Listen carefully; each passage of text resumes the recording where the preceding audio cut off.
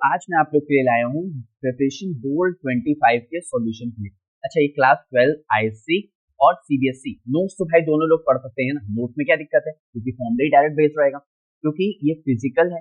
देखो, ऐसे ही हम लोग फिजिकल भी जाएंगे, ऐसे ही हम लोग ऑर्गेनिक भी जाएंगे, ऐसे ही हम लोग इनऑर्गेनिक भी जाएंगे।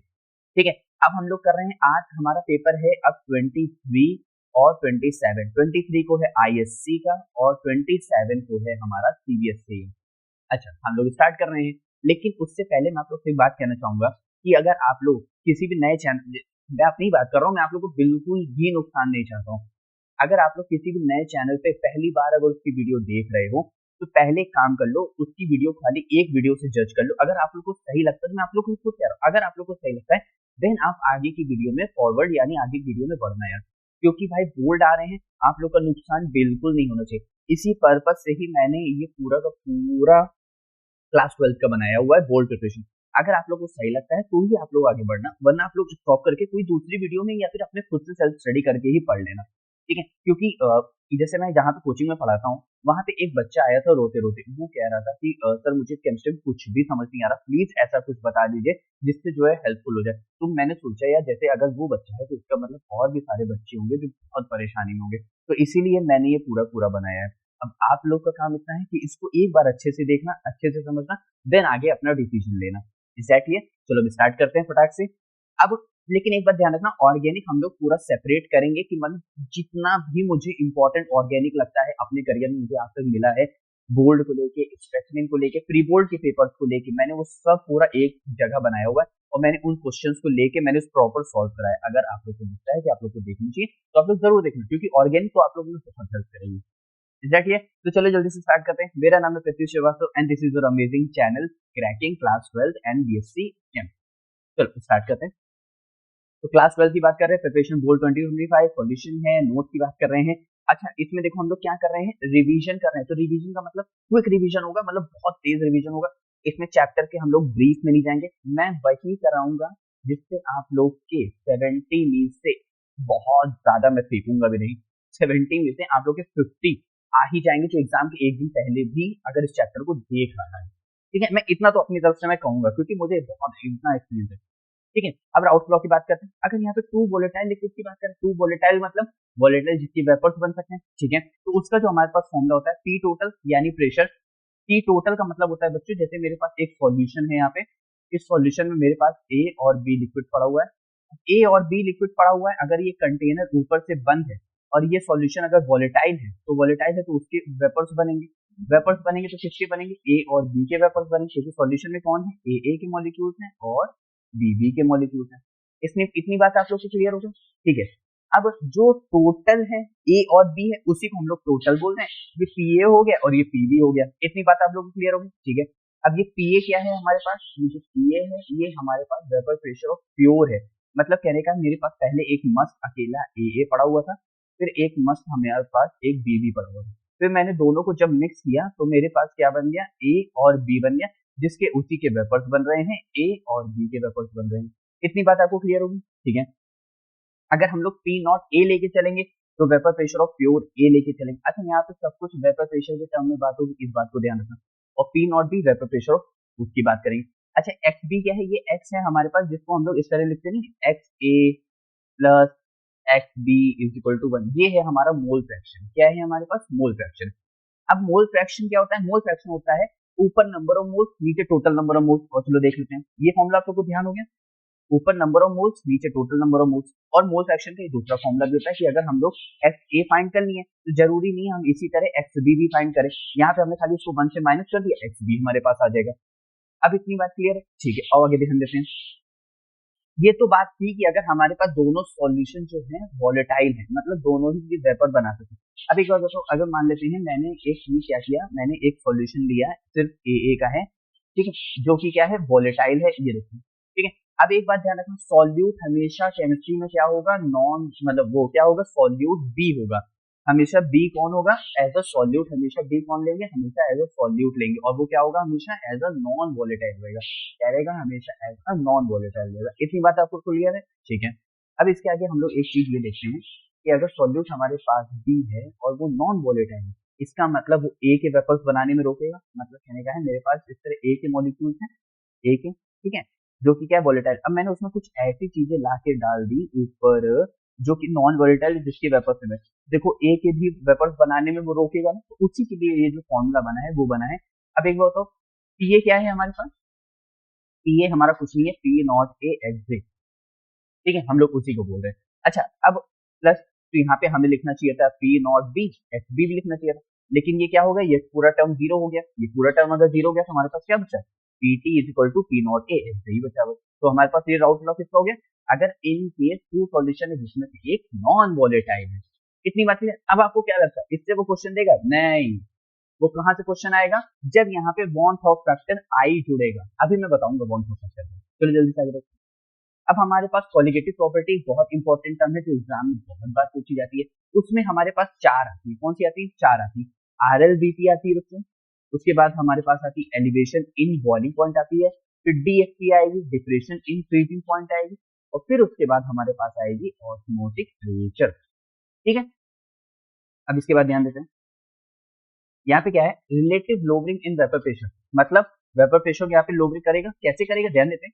Vapour pressure of solvent decrease हो जाएगा। भाई जाहिर सी बात है, उसमें मैंने नॉन वोलेटाइल सॉल्यूट डाल दिया तो वेपर प्रेशर डिक्रीज होगा। अगर वेपर प्रेशर डिक्रीज होगा तो नॉन वोलेटाइल सॉल्यूट की मदद से होगा, ठीक है। अब इसका जो देखो पूरी डेरिवेशन ली जाएंगे, क्योंकि आप लोग को एग्जाम में क्या करना है, पास होना है, अच्छे नंबर लाने। तो ध्यान रखना है इसका फॉर्मूला कैसे होगा, P naught A minus P A upon P naught ए। अब यहाँ से क्या होता है, बहुत बुकों में ये नहीं दिया होता है, ए नहीं दिया होता, ए नहीं दिया होता, ए नहीं दिया होता। वो क्या करते हैं, P naught minus P upon P naught is equal to H B. H B हमारा वही mole fraction, number of moles of solute, लेकिन ऊपर किसके रखेंगे, अगर बी है तो नंबर ऑफ मोल्स बी रखेंगे, नीचे टोटल नंबर ऑफ मोल्स रख देंगे, इस तरह बस। अब इस तरह पूरा फॉर्मूला हो गया, जिसको हम लोग बोलते हैं आरएलबीपी। ध्यान रखना, आरएलबीपी हमेशा इस वेपर प्रेशर ऑफ प्योर ए के टर्म में ही रहेगा। सिर्फ इसको आरएलबीपी नहीं बोलेंगे, इसके साथ आरएलबीपी बोलेंगे, रिलेटिव लोवरिंग वेपर प्रेशर। अच्छा, एक टर्म है जो एमसीक्यूज में बहुत आता है, वो है colligative property depends on the number of moles of solute. इतनी बात क्लियर, जो आगे देखते हैं जल्दी से। अब मैं कह रहा हूं अभी इससे न्यूमेरिकल आएगा नहीं आएगा, तो क्या करेगा, इनटू में आई कर देगा। आई यानी बॉन्ड्स ऑफ फैक्टर। चलो आगे देखते हैं। एलिवेशन इन बॉइलिंग पॉइंट क्या होता है, elevation in boiling point delta TB is equal to KB into M. M यानी मोलैरिटी, मोलैरिटी, मोलैरिटी नहीं, कैपिटल एम नहीं, स्मॉल एम, ठीक है। अच्छा, एक क्वेश्चन में अब आप लोग को सिर्फ क्या इस फॉर्मूले से कर देंगे, नहीं, वो तो आई तो लगाएगा, ठीक है, लेकिन वो डेल्टा टीबी में भी बहुत बताता है। डेल्टा मतलब चेंज, जैसे मान लेते हैं मैं स्कूल जाता हूँ, तो मैं स्कूल अभी मैं गया और फिर मैं वापस घर गया, तो उसके बीच का जो डिफरेंस था टाइम का, वो हमारे पास चेंज आ जाता है, ठीक है। अब इसको हम निकालते कैसे, TB minus TB naught. TB naught तो अभी हम लोग प्योर का देख रहे थे ना, जिसमें नॉट लगा हुआ था, पीए नॉट प्योर का, तो इसका मतलब टीबी किसका होगा, अनप्योर का होगा। इसका मतलब वो किसमें आ जाएगा, मतलब सॉल्यूशन में आ जाएगा। इतनी बात क्लियर है, ठीक है। तो इतनी बात क्लियर हो जानी चाहिए। अब इसी का जस्ट उल्टा हो जाता है डिप्रेशन इन फ्रीजिंग पॉइंट। इसका मतलब क्या हो जाएगा, TF not minus TB naught. में इसको एक ट्रिक है जिससे ध्यान रखता हूँ कि टीएफ नॉट पहले आता है, टीबी नॉट बाद में आता है, ठीक है। अब यहाँ पे क्या है, मोलैलिटी सभी को अगर नहीं पता है तो जान लो, number of moles of solute होता है। अब सॉल्यूट हमारे पास बी चलता है पूरे सॉल्यूशन में, तो यहाँ पे बी है। सॉल्वेंट हमारे पास ए रहेगा तो ए है, और सॉल्वेंट का मास रहेगा इसीलिए केजी में। तो मोलैलिटी क्या होता है, number of moles of solute upon mass of solvent in KG. अगर केजी नहीं होगा, यहाँ पे ग्राम दिया होगा क्वेश्चन में आपको, तो ऊपर क्या कर देंगे, 1000 से मल्टीप्लाई कर देंगे। अब इतनी बात क्लियर, आओगे ध्यान देते। देखो ऐसा होता नहीं है, पेपर बहुत टफ नहीं रहता है। अगर 1% चला गया तो हमारे पास उस केबी को फाइंड करने दे देगा। केबी फाइंड करने का फॉर्मूला थोड़ा सा टिपिकल है, इसको तो याद ही करना पड़ जाएगा, वरना कोई और चारा नहीं है। बहुत सी जगह यहाँ पे delta vaporisation H upon M को ही हम लोग बोलते हैं latent heat of vaporisation. Latent heat of vaporisation उसी का फॉर्मूला है। अब बहुत जगह latent heat of vaporisation direct देता है, अब बच्चों को निकालने नहीं आता, तो इसलिए मैंने डायरेक्ट फॉर्मूला दिया, R TV square upon 1000, R TV square upon 1000 delta vaporisation H. अब ऊपर क्या हो जाएगा, एम। अभी एम समझ आ रहा है ना, सॉल्वेंट मास, चलो आगे ध्यान देते हैं। अच्छा, डिप्रेशन इन फ्रीजिंग पॉइंट, अरे यार डिप्रेशन इन फ्रीजिंग पॉइंट भी तो बहुत इजी है यार, इसमें भी बिल्कुल टफ नहीं। जैसे डेल्टा एफ था, सॉरी डेल्टा टी भी था, वैसे ही डेल्टा एफ है। अब यहाँ पे डेल्टा टी एफ हो गया। अब डेल्टा टी एफ को हम लोग कैसे निकालते हैं, T F naught minus T F, इसीलिए मैं कह था T F naught minus T B naught, पहले ध्यान रखोगे ना तो ध्यान रहेगा। अब ये क्या है, मोलैलिटी, वही number of moles of solute upon mass of solvent in KG, इसको हम लोग बोलते हैं मोलर डिप्रेशन कांस्टेंट, और वो हमारे पास क्या है, मोलर एलिवेशन कांस्टेंट। अब एमसीक्यू के पॉइंट ऑफ व्यू से आ जाते हैं। वेपर प्रेशर अगर डिक्रीज हो रहा है, तो भाई वेपर प्रेशर डिक्रीज हो रहा है क्योंकि नॉन वोलेटाइल सॉल्यूट डाला, तो बॉइलिंग पॉइंट तो बढ़ाना पड़ेगा ना। अब एक बताओ, हमारे पास कोई एक ऐसा लिक्विड है जो कि उसके वेपर प्रेशर नहीं बन पा रहे हैं, बहुत ही कम बने, तो मुझको तुम नीचे से बॉइलिंग पॉइंट उसकी हीट दोगे ना, पटाख से जितनी तेज हीट दोगे उतना ज्यादा वेपर प्रेशर बनने के चांसेस रहेंगे, तो इसीलिए वेपर प्रेशर अगर डिक्रीज है तो बॉइलिंग पॉइंट इंक्रीज हो जाएगा। अब यहाँ पे क्या कह रहा है, वेपर प्रेशर अगर डिक्रीज है तो फ्रीजिंग पॉइंट तो डिक्रीज होना ही होना है। चलो इतनी बात ठीक है, आप लोगों को समझ आ गया। अब इनकेस अगर केएफ नहीं प्रेजेंट है तो R T B naught square था, R T F naught square हो गया 1000 है। वहां पे डेल्टा इज वेपराइजेशन था, वेपर्स बनते हैं, यहाँ पे डेल्टा इज फ्यूजन है क्योंकि यहाँ पे डिप्रेशन फ्रीजिंग पॉइंट है, और बस वही चीज है, यहाँ पे फ्यूजन आ गया, वहां पे वेपराइजेशन, उसके अलावा कोई भी चीज नहीं है। आगे देखते हैं ऑस्मोटिक प्रेशर। ऑस्मोटिक प्रेशर, सिर्फ दिमाग खोल के मेरी बात सुनो, ऑस्मोटिक प्रेशर वो प्रेशर है, मतलब मान लो एक तरफ से कैसे, मान लो मेरे पास ऐसे लिक्विड है, हम ऊपर से एक प्रेशर दे रहे हैं जिसमें से ऑस्मोसिस को प्रिवेंट करनी है। To prevent osmosis the minimum pressure applied, जो प्रेशर हम लोग अप्लाई कर रहे हैं वो है हमारा ऑस्मोटिक प्रेशर। ऑस्मोसिस अभी ये सब छोड़ दो, तुम्हारे उसमें काम कर रही है। अब इसका फॉर्मूला होता है 5 इक्वल टू CRT, C यानी कॉन्सेंट्रेशन, कौन सा concentration term, molarity, number of moles of solute upon volume of solution in litre, millilitre में 1000 से मल्टीप्लाई कर देंगे। अच्छा, बहुत से बच्चे आर नहीं पहचान पाते और हम बताते हैं। आर होता है हमारे पास यूनिवर्सल गैस कांस्टेंट, आर की 3 वैल्यू होती है, 8.314, मैं लिख देता हूं यहाँ पे 8.314, 0.0821, और हमारे पास 1.98 बहुत जगह होता है, 1.99 होता है, जिसको हम लोग अप्रॉक्स 2 कैलोरी हम लोग बोलते हैं। अब इसकी यूनिट कैसे पहचानी जाएगी, ध्यान देना, जो 8.314 है ये हमेशा हमेशा ही क्या कहते हैं किसमें चलेगी, किलो और जूल में चलेगी, और ये जो है हमारे पास कैसे चलेगी, ये हमारी चलेगी एटीएम यानी प्रेशर, और लीटर यानी वॉल्यूम के टर्म। अब एक बार बताओ, यहाँ पे लीटर आ रहा है और ये पाई हमारे पास क्या है, ऑस्मोटिक प्रेशर, जिसकी यूनिट क्या होती है, एटीएम, तो यानी यहाँ पे कौन सी आर की वैल्यू आएगी, 0.0821, और मोल पर केल्विन तो सभी में चलेगा, मोल पर केल्विन, यहाँ पे क्या हो जाएगा, मोल पर केल्विन, क्योंकि कैलोरी मोल ऊपर आ जाएगा, कैलोरी मोल इनवर्स केल्विन, यहाँ पे क्या हो जाएगा, कैलोरी ऊपर मोल केल्विन आएगा ना, मोल केल्विन, तो ऊपर क्या हो जाएगा, मोल इनवर्स केल्विन इनवर्स, और यहाँ पे क्या हो जाएगा, एटीएम और एटीएम। इतनी बात क्लियर, ठीक है, यूनिट्स पहचानने में कोई दिक्कत तो नहीं है ना, चलो और ध्यान देते हैं। अब यहाँ पे कह रहा है कि हमारे पास आइसोटोनिक, देखो isotonic same osmotic pressure, hyper hyper बहुत ज्यादा हाइपर तो एक अबव हो जाएगा, और हाइपो एक लोअर हो जाएगा। इसका मतलब अगर यहाँ पे phi1 और phi2 बराबर है, यहाँ पे मान लेते हैं phi1 ज्यादा है phi2 से, तो यहाँ पे क्या होगा, phi2 ज्यादा हो जाएगा phi1, और कुछ नहीं। देखो हायर कॉन्सेंट्रेशन होगा, अब ये जो है ना वे पैसिव में बहुत काम आता है, अगर higher concentration may lead to the death of the blood cells due to the loss of water, ठीक है, हाइपरटोनिक यानी हायर कॉन्सेंट्रेशन, जो हमारा सॉल्यूट उसका बढ़ता जाता है, less concentration resulting in the swelling of blood cells and causes rupture, यानी फटने का भी डर है। इतनी बात क्लियर है, ठीक है।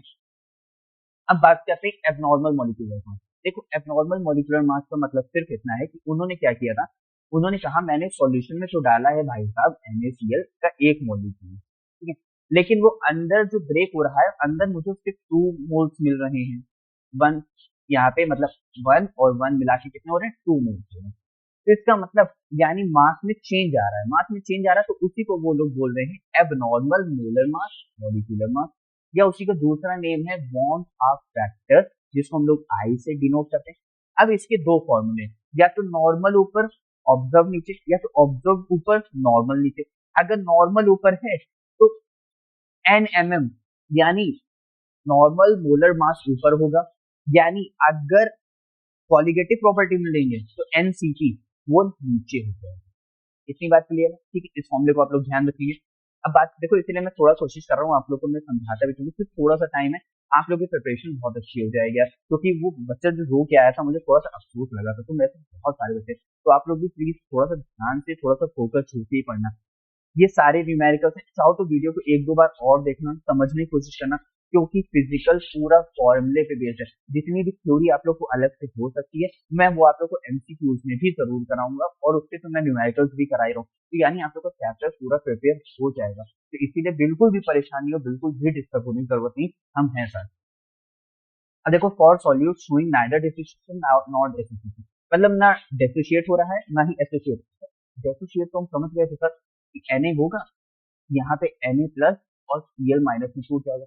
एसोसिएट कौन होता है? अब एसोसिएट के दो भाई एग्जाम्पल हैं बहुत बेहतरीन, और ये हमेशा ही आते हैं।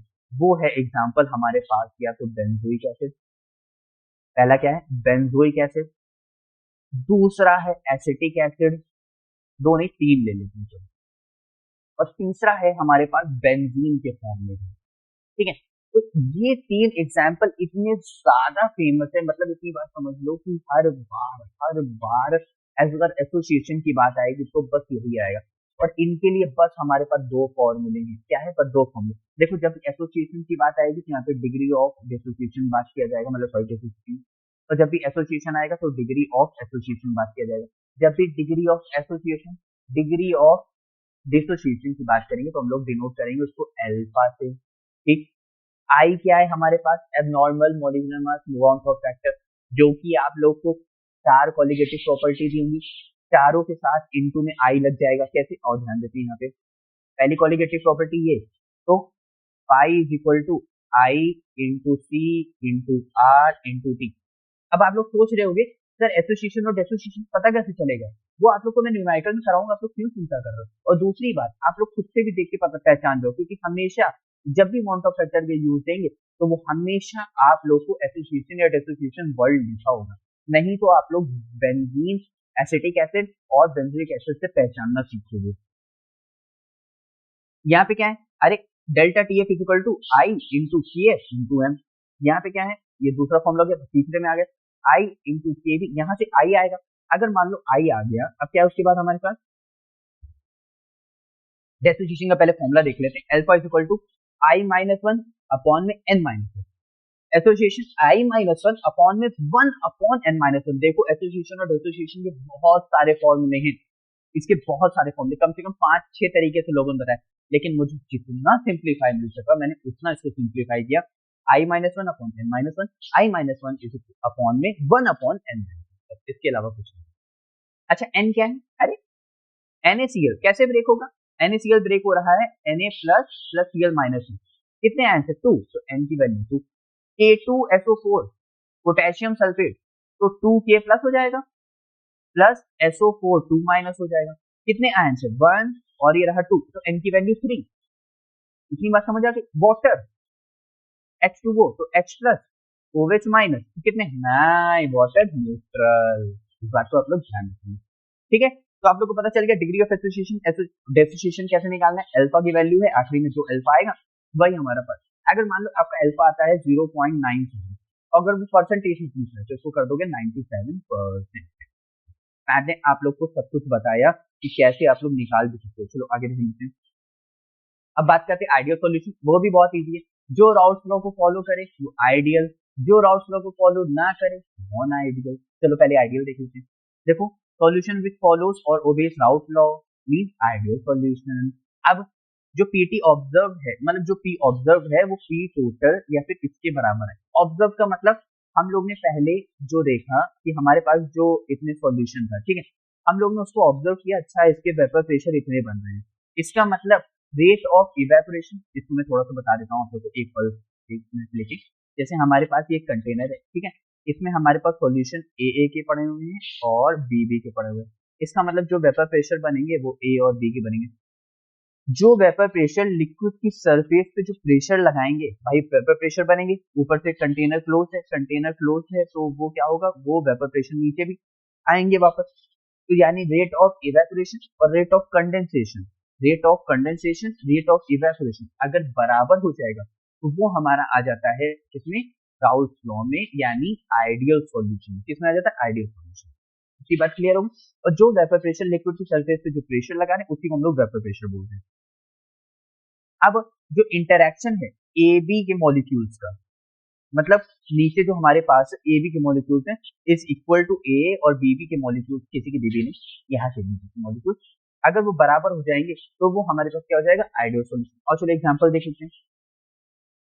अब एग्जांपल हमारे पास, अब एग्जांपल से ध्यान रखना जो सेम फैमिली मेंबर की होंगे। जैसे किसी की कास्ट होती है पांडे, पांडे सेम हो गया, पांडे मिश्रा, अरे ये भी सेम है, पांडे शुक्ला ये भी सेम है, समझ आ रहा है ना। तो वैसे ही जो थोड़ा बहुत सेम सुनने लगे, bromo ethane, fluoro ethane same same लग रहा है, N hexane, N heptane, N का मतलब नॉर्मल चेन, तो सेम सेम लग रहा है।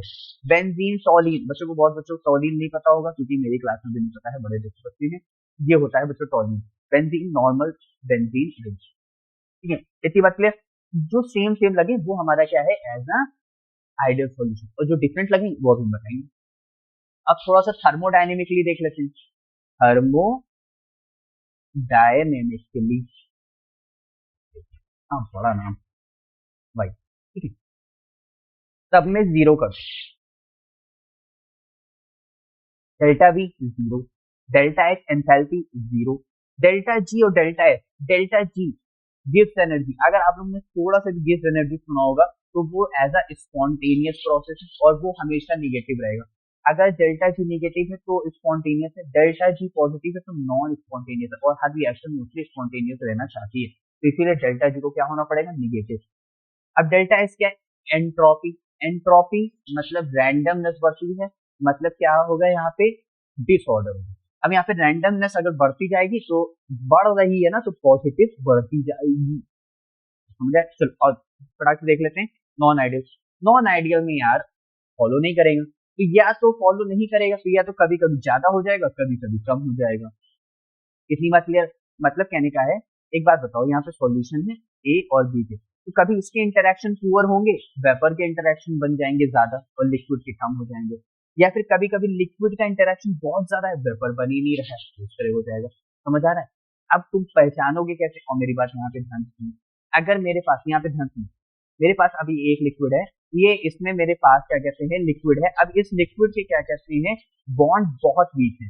अगर बॉन्ड, एक बात बताओ, बॉन्ड बहुत वीक है, फटाक से बॉन्ड ब्रेक होगा, तुरंत क्या कहते हैं, वेपर प्रेशर बन जाएगा, यानी स्केपिंग टेंडेंसी बढ़ जाएगी, फटाफट निकलते चले जाएंगे।